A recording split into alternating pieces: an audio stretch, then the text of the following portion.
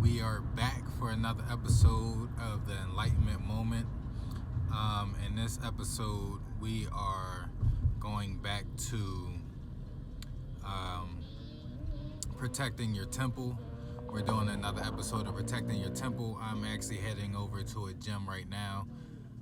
It's an Amerikick gym over here in Philadelphia. I actually don't know what we're going to do today, so we'll see what happens.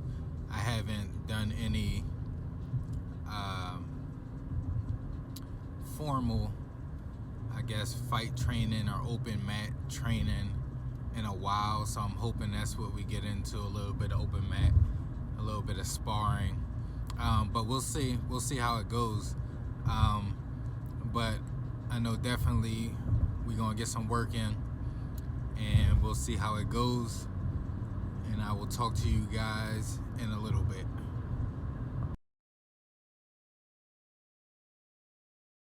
Is judo's technique in throwing. You know, because the mindset of judo is if the opponent's on the ground and you're standing, he can't fight you anyway. Right? That's how BJJ got started.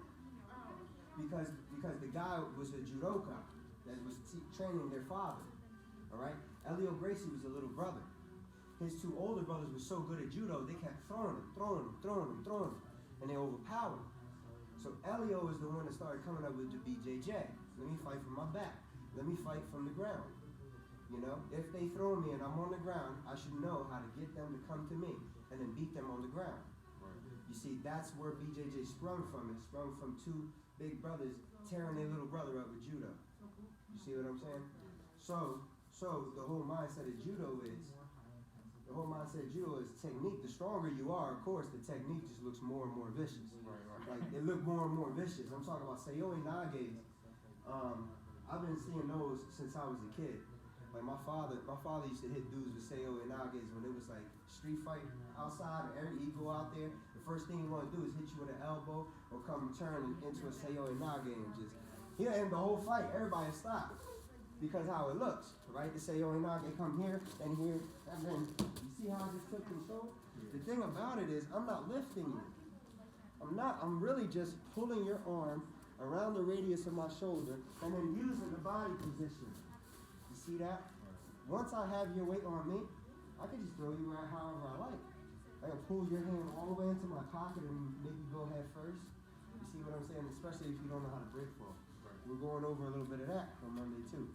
Break falling, spinning out, making sure you slap the ground. You've done break falls, right? Yeah. So yeah, you got the whole break fall concept. And then, okay, so that was inner reap to outer reap. Following them, you can follow them the same way with the outer reap. You got side mount right there, especially if you got the outer reap already. He spins around, you already got side mount. You lock him right down. And then you move into him like that. So what we could do is, again, hit me with these throws. She'll watch us do this. Hit me with these throws. You come here, get me. Bam, just like that. Nice. Yeah. And try not to disconnect with the leg. I want to feel pressure the whole time. Yeah, go across, knee on the back. Yeah, because there shouldn't be any space. Yeah. Around, back, pull. Yeah. Alright? Now with the Ouchi into the Osoto. Inside and outside. Go tie nice, you done. Nasty. Good shit. So you see how effective that little Sugi step shit right there is. Right. Because it's like that angle that you take.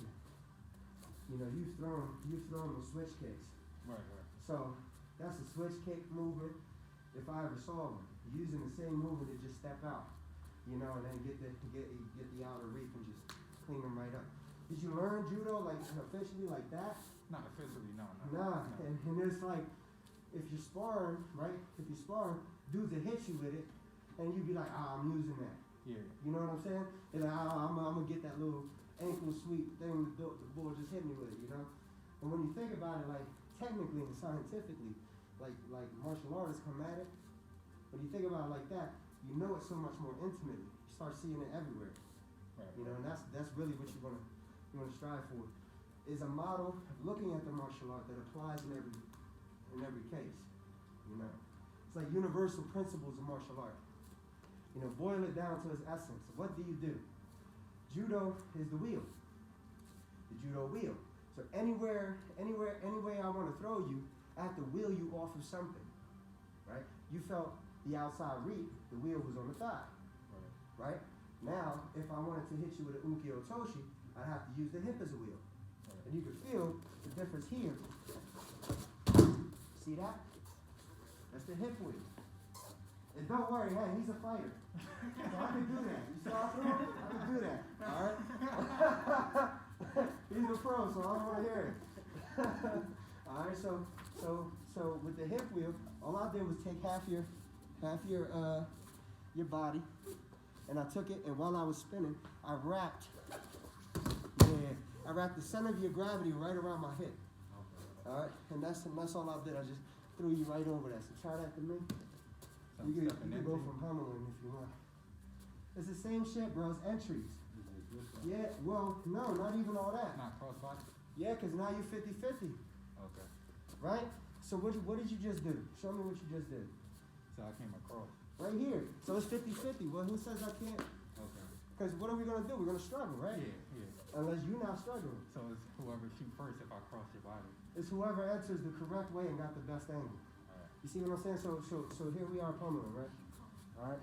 So here we are pummeling. From here, I probably go up the back and uchimata. You see what I'm saying? I just take it like that. All right. So you went to my outside leg. I went to the inside. Well, look how you standing, right? Right. You giving me something right there. Because now I don't gotta step far. But now here I gotta telegraph a little bit to get in, right? To get that leg. Right. So even here I gotta try to telegraph a little bit. But what I would do is, all right, pretend we in randori, all right, and just react to what I'm doing. All right, ready? And I'll do this, yeah, that's what you're gonna do. You're gonna do some shit like that, right? So do it again. React. You see it? Okay. You see? Because what was the mindset? The mindset was make you step, right, in a way that will compromise some position. Right? So, in judo and randori, what we do is we try to trick each other. Like that. I try to go for the reap, you step back off it, then I go for uchimata instead. As long as everything's clean, nobody should get injured. As long as we got no tension, nobody should get injured. Right. See? It's all about technique. What wheel are you using? What's your setup? You see what I'm saying? So I've been teaching judo entry and setup here in the combat canvas, combat concepts. Damn counter. All right, so here. Yeah.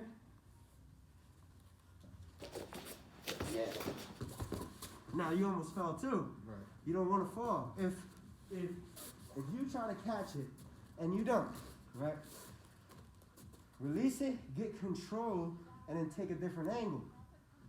Don't strive for the same throw that didn't work. Okay. Because you started to cross your legs. Right. And lose your balance. So what you want to do is make everything clean. If I come and I go and I try to get this and I can't get it, right? My next move should be to reposition myself for something else. Okay. You gotta kind of preload these things. Right. Like it's like two or what three combo steps do I ahead. like?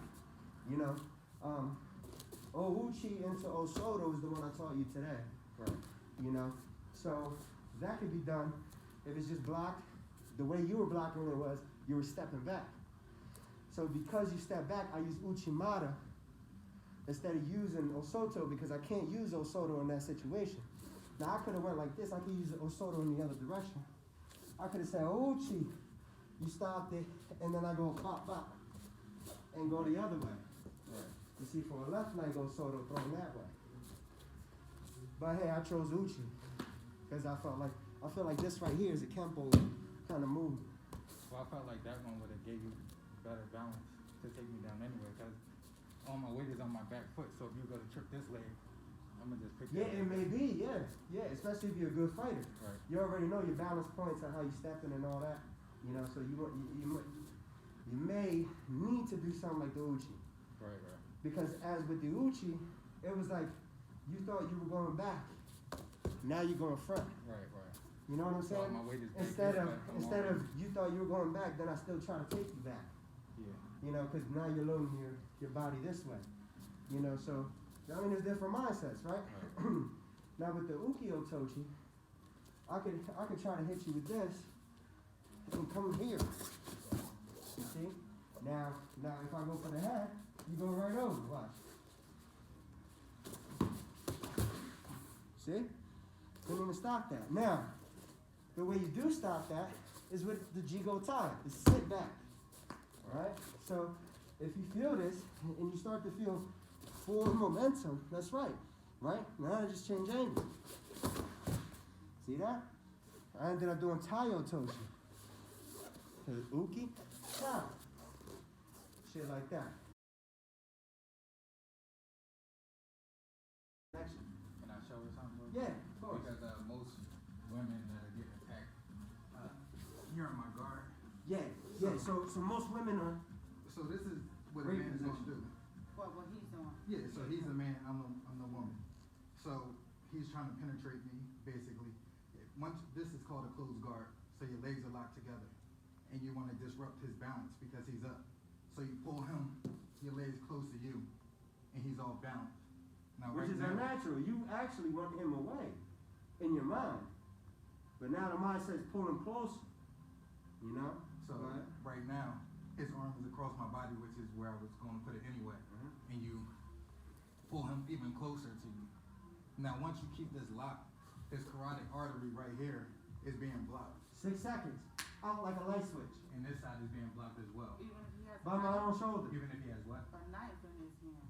So, I mean, if the knife is, so say the knife is in this hand. Yeah. When you pull him closer, Ah. so Subtract the hand that has the knife. you locking this up, and the more he struggles, the more the blood is not getting to his brain, which cuts off oxygen. Consciousness.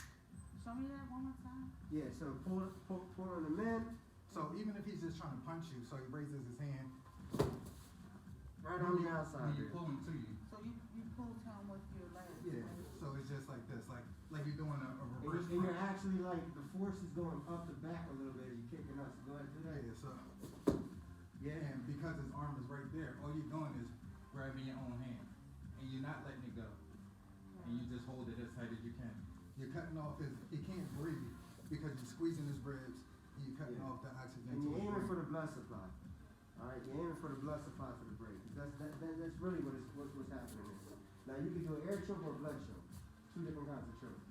But that right there, put it with a blood choke because he had both my shoulders like this, sides of my neck.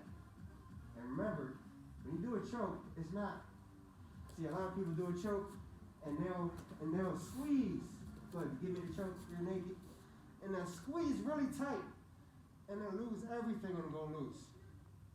So what you want to do is get the position perfect, so that when the position, listen to my voice, so that when the position locks in, you see, and he's not even flexing yet. You understand? So you get to the position, go, and it's here. Now he's gonna slowly increase the pressure, and then start putting me out. All right. So that's what it is. That's how you make them see stars. You lock the position in really tight. Get that position in really tight, and then start squeezing slowly. Because you need all 6 seconds. Start squeezing slowly to get that lock. You can't just grab them and then like a lot of people. That's their natural thing.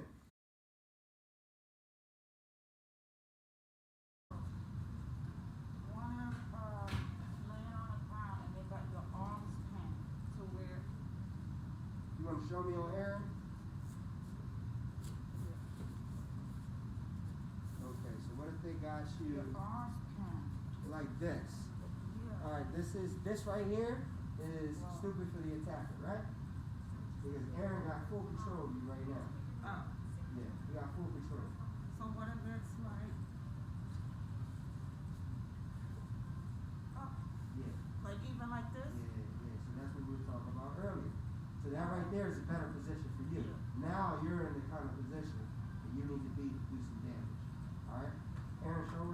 disrupt with the knee.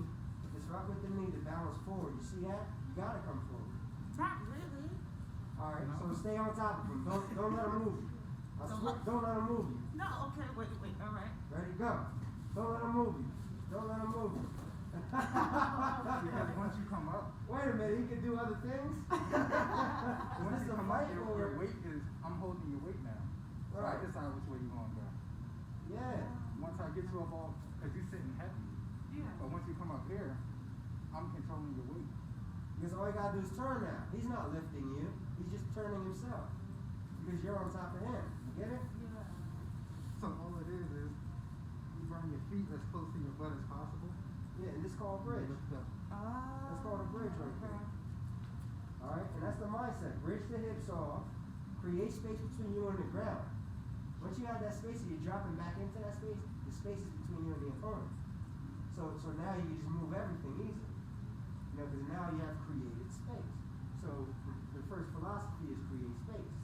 And then fill it yourself. You know what I'm saying? Create space, fill it yourself. See how you filled it yourself by following you over Yeah. and kind of just get in the top position? They create space and he filled it himself. That's what he did. It's a very basic concept that BJJ, starts with. You know, you move through different positions. You know, that was called full mount, which you had on him. Okay. Right? And he did a bridge on you and escaped from the bridge. You know, you didn't do too good of a job staying on top of him, but you can do a better job staying on top of him. And if you do a better job staying on top of him, then he's gonna try to create the space and fill it any way he can. Even if he can't turn and I'm staying on top of him, watch. Even if he can't turn and I'm staying on top of him, right? I'm hitting him, he bridges. He bridges down, staying on top of him, and he turns, right? He turns whichever way, left or right, it doesn't matter. Matter of fact, turn that way. So if you can do something here. He turns and I'm still on top of him, he can get his arm into this leg. Watch,